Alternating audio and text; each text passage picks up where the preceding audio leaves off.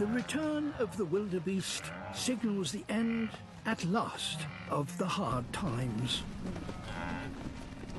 Time for a new beginning. Charm is starting the process of rebuilding the Marsh Pride.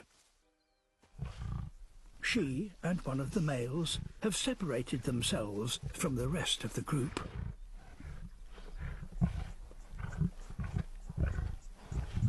Females are only able to conceive once every few months. For those crucial days, the male won't leave her side.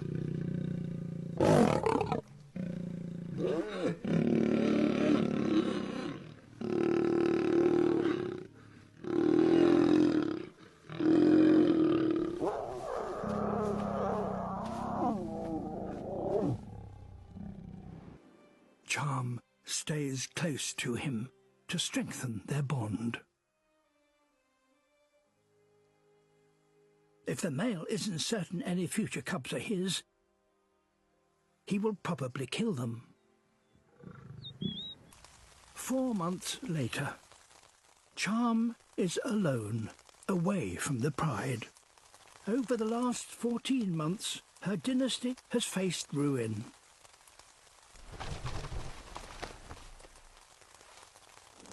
But now, there is new hope.